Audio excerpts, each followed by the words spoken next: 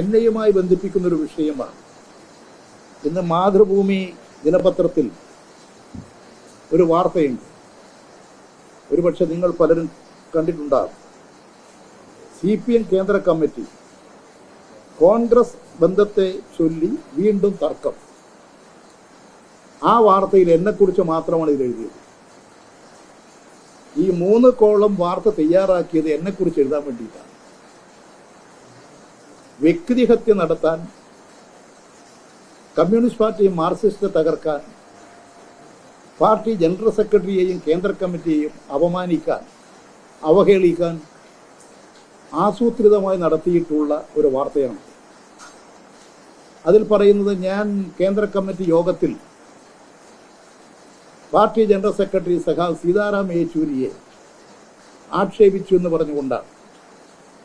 വാചകമൊന്നും ഞാനിപ്പോൾ പറയുന്നില്ല, അത് മാതൃഭൂമിയുടെ ഭാഷയാണ്. ഞാൻ യഥാർത്ഥത്തിൽ കേന്ദ്ര കമ്മിറ്റി യോഗത്തിൽ ഒരു ചർച്ചയിലും പങ്കെടുത്തിരുന്നില്ല.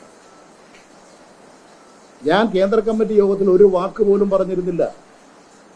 കേരളത്തിൽ നിന്നുള്ള പ്രതിനിധികൾ ഞാനും കെ രാധാകൃഷ്ണനും ചർച്ചയിൽ പങ്കെടുത്തിട്ടില്ല.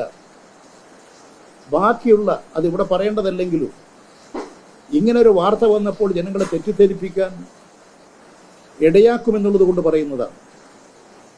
ഞാനും രാധാകൃഷ്ണനും ചർച്ചയിൽ പങ്കെടുത്തിട്ടേയില്ല.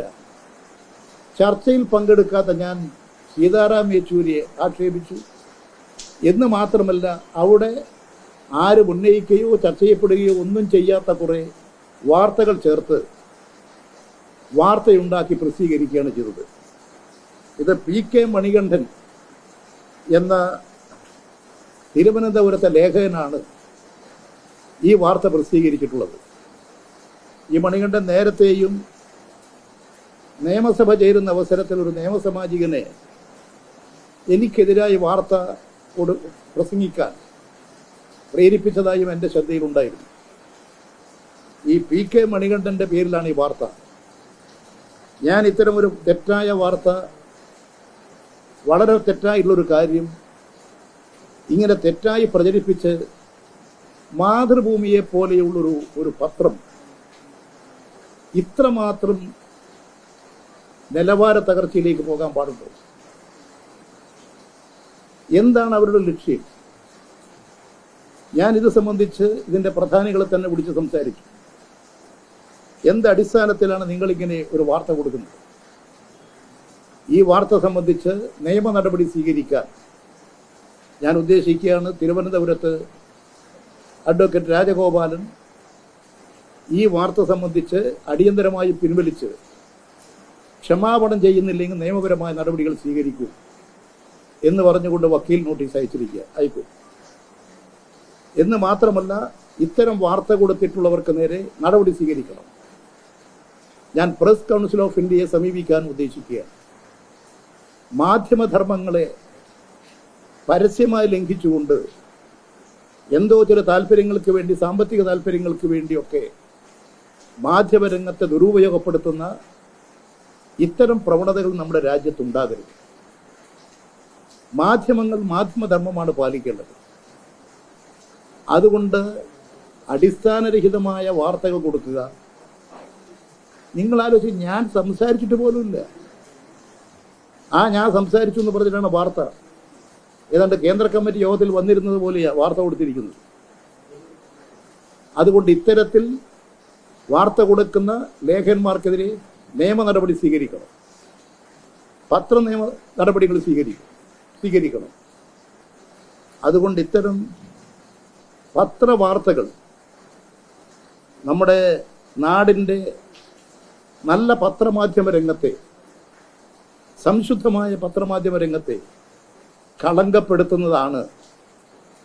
ഇത് മാതൃഭൂമിയുടെ വായനക്കാരും അല്ലാത്തവരും മനസ്സിലാക്കണമെന്നുള്ളത് കൊണ്ടാണ് ഞാനിത് നിങ്ങളുടെ മുമ്പാകെ പറയാൻ ഉദ്ദേശിച്ചത്. അത് ഇന്നത്തെ പത്രങ്ങളിലൊക്കെ ഉണ്ടത്. ഞാൻ ഓൾ എഡീഷനാണിത്.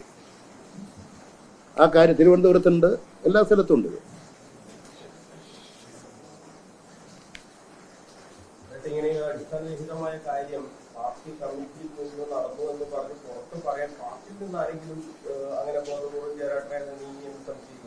അല്ല, പാർട്ടി ഇതൊന്നും ഒരു പാർട്ടിക്കാരും കൊടുക്കില്ല. ഇങ്ങനെ വ്യക്തിഹത്യ നടത്താൻ വാർത്തകൾ മെനയുകയാണ്. അത് കൃത്രിമമായി ഉണ്ടാക്കുകയാണ്, മാനിപ്പുലേറ്റ് ചെയ്യുകയാണ്. അത് ഒരു വൃത്തികെട്ട മാധ്യമ പ്രവർത്തനമാണ്. അതാണ് ഇവിടെ നടന്നിട്ടുള്ളത്. ഇല്ലാത്ത വാർത്തയുണ്ടാക്കി പ്രസിദ്ധീകരിക്കുക. അതിന് ഞാൻ ചോദിക്കും, മാതൃഭൂമിയെ പോലെയുള്ളൊരു പത്രം എങ്ങനെയാണ് ഇത് കൊടുക്കുന്നത്? മാതൃഭൂമിക്ക് സമൂഹത്തിലൊരു സ്ഥാനമില്ലേ? ഇത് സ്വമേധയെ നശിപ്പിക്കുകയാണ്. അപ്പം അതുകൊണ്ട് ഈ കാര്യങ്ങളിൽ മാതൃഭൂമി പത്രത്തിൻ്റെ മാനേജ്മെൻറ്റ് ന്യായമായൊരു നിലപാട് സ്വീകരിക്കും എന്ന് തന്നെയാണ് ഞാൻ പ്രതീക്ഷിക്കുന്നത്. മാതൃഭൂമിയുടെ മാനേജ്മെൻറ്റിന് ഞാനിത് സംബന്ധിച്ചിട്ട് പരാതി കൊടുക്കുന്നുണ്ട്. അവരെന്ത് നടപടി സ്വീകരിക്കും നോക്കാം.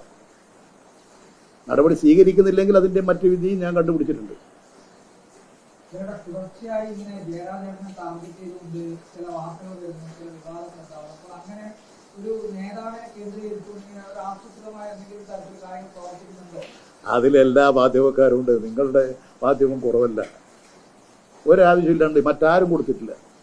ഒരു ദിവസം നിങ്ങളുടെ നമ്മുടെ തിരുവനന്തപുരത്തുണ്ടായ നേരത്തെ ഉണ്ടായ ഒരു കാര്യമില്ലാണ്ട് ഇങ്ങനെ വെറുതെ പറഞ്ഞു കൊടുക്കുന്നുണ്ട്. ഞാനൊരു ദിവസം തുറന്നു നോക്കുമ്പോൾ ഇതാണ് എന്തോ ഇങ്ങനെ പറഞ്ഞുകൊണ്ടിരിക്കുന്നു. അടിസ്ഥാനരഹിതമായ വാർത്ത.